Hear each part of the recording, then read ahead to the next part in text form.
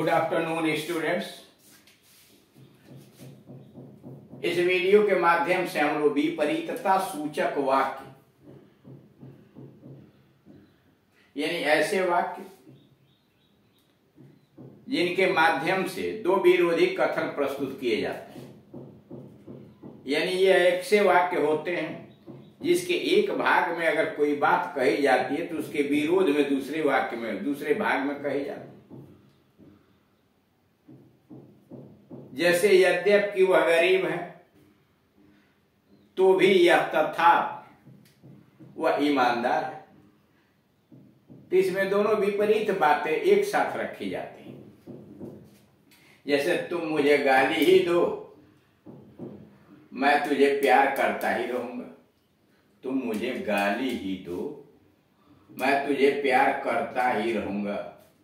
उसी वाक्य को दूसरे तरह से तुम मुझे क्यों ना गाली दो, तुम मुझे क्यों न गाली दो, मैं तुझे प्यार करता ही रहूंगा।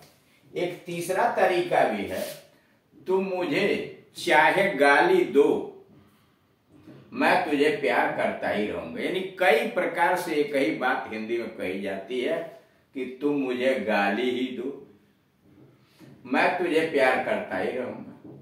अथवा तुम मुझे क्यों न गाली दो, मैं तुझे प्यार करता ही रहूंगा। या तुम मुझे चाहे गाली ही दो, मैं तो तुझे प्यार करता ही रहूंगा। देख रहे हैं, मैं तो तुझे प्यार करता ही रहूंगा, बात एक ही है। अंग्रेजी हुआ इवन इफ, भले ही चाहे क्यों न। Even if you abuse me, simple present में, even if you abuse me, तो के लिए कामा कर देते हैं।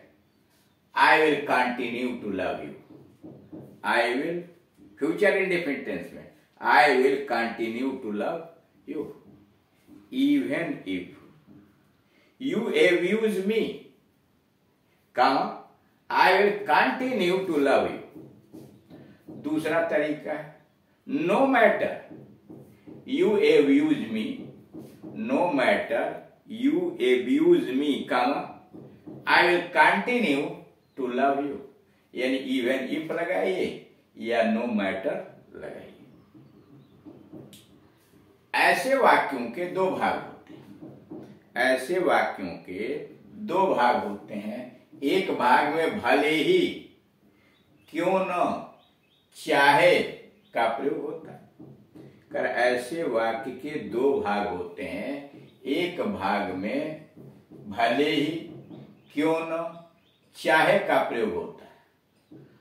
पहले भाग में जो कुछ कहा जाता है, भले ही चाहे वाले भाग में जो कुछ भी कहा जाता है, उसके विपरीत दूसरे भाग में कहा जाता है।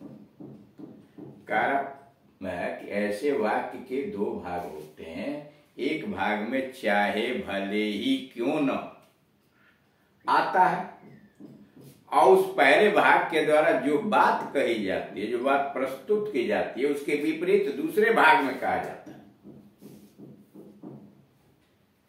दूसरा, तुम मुझे गाली ही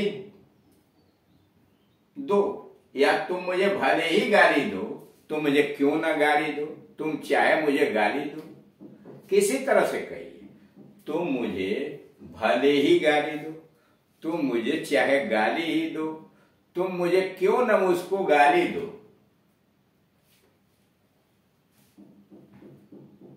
सॉरी, भूल जाओ है, गाली वाला नहीं है।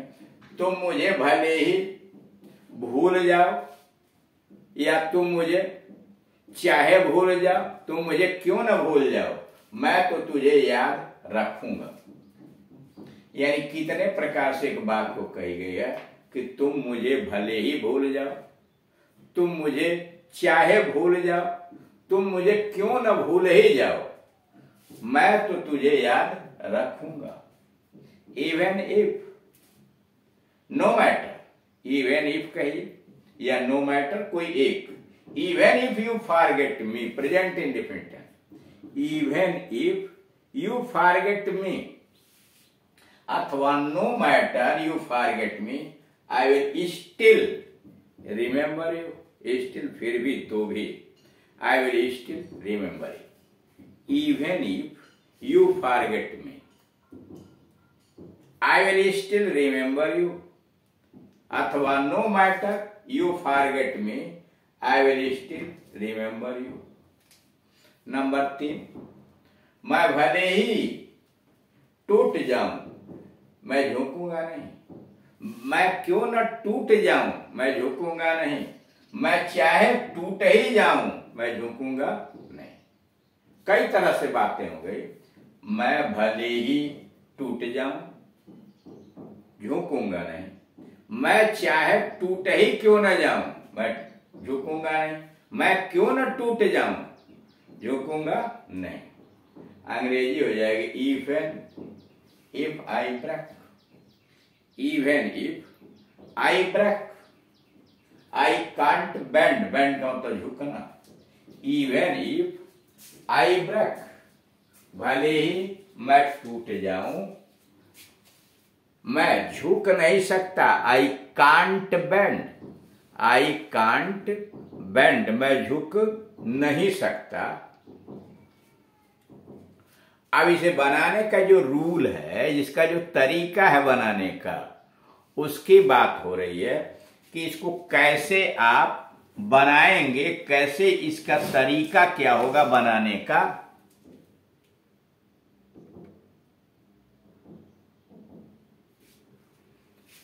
रूल्स, पहला रूल्स है इवन इफ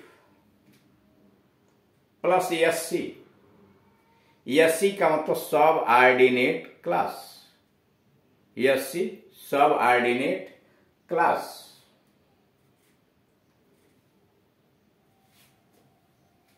वो सब ऑर्डिनेट क्लास होगा एडवर्ब क्लास, यानी एससी में वो सब ऑर्डिनेट क्लास होगा। यहां जो देख रहा है SC adverb clause plus PC principal clause. दूसरा no matter SC adverb clause plus PC principal clause. यानी दो तरीके, इफ एन एफ लगाइए, सबऑर्डिनेट क्लास यानी आश्रित उपवाक्य लिखिए, और फिर उसके बाद पीसी यानी प्रिंसिपल क्लास लिखिए। नो मैटर लगाइए, एससी सबऑर्डिनेट क्लास यानी एडवर्ब क्लास, पीसी। नोट, ऐसे वाक्यों में कभी कभी भले ही, क्यों न, चाहे का प्रयोग नहीं होता है। ऐसे वाक्यों में कभी कभी भले ही, क्यों न, चाहे का प्रयोग नहीं होता है। फिर भी, उसके बावजूद भी कह रहा है ऐसे वाक्यों में कभी कभी न चाहे आता है, न फिर भी आता है, नहीं क्यों न, यह भी नहीं आता है। लेकिन उसके बावजूद भी जब हम अंग्रेजी बनाते हैं तो इनका अनुवाद हम इवन इफ या नो मैटर के द्वारा ही शुरू करते हैं। यानी ऐसे वाक्यों में कभी कभी ऐसा होता है कि भले ही, क्यों न, चाहे का प्रयोग नहीं होता, फिर भी हम अंग्रेजी बनाते समय ऐसे मामले में इवन इफ या भले ही का प्रयोग जरूर करते हैं। जैसे आगे उसका उदाहरण दिया हुआ है, तुम मुझे गाली दो, तुम मुझे गाली दो, मैं तो तुझे प्यार करता ही रहूंगा। तुम मुझे गाली दो, मैं तो तुझे प्यार करता ही रहूंगा। Even if, no matter, even if या no matter you abuse me, even if या no matter you abuse me, तुम मुझे गाली दो, I will continue to love you. तुम मुझे गाली दो, देख रहे भले ही, चाहे क्यों न नहीं आया, तभी इवन इफ या नो मैटर का प्रयोग हुआ।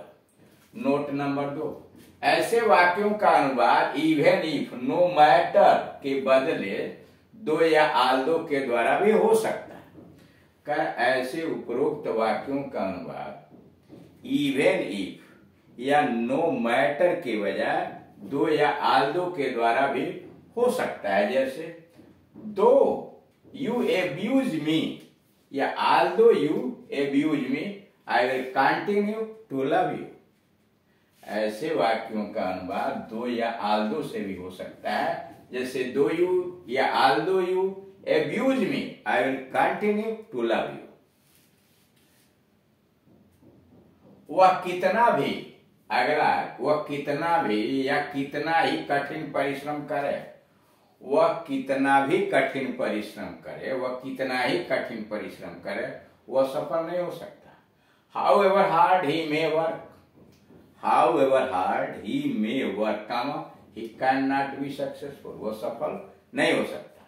How ever hard he may work, he can not be successful. दूसरा, वह कितना ही चाहे कितना भी धनी हो, वह कितना भी धनी हो, वह कितना ही धनी हो, वह चाहे कितना भी धनी हो, सुखी नहीं है।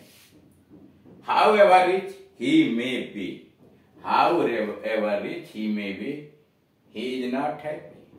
However rich he may be, he is not happy. चाहे वह कितना भी अमीर हो, वह खुश नहीं है।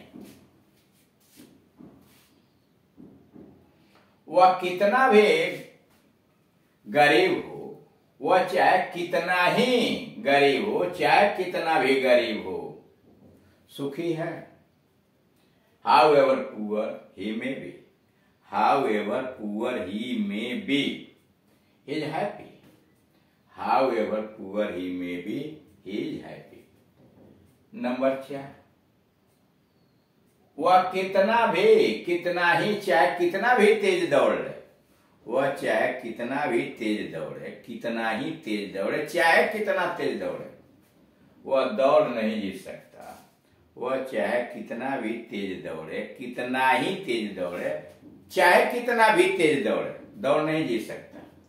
However fast he may run, however fast he may run, he can't win the race. However fast he may run, he can't win the race. ऐसे वाक्यों के दो भाग होते हैं, ऐसे वाक्यों के दो भाग होते हैं। एक भाग में कितना भी या कितना ही, चाहे कितना ही या कितना भी आता है, प्लस क्रिया विशेषण या विशेषण का प्रयोग होता है।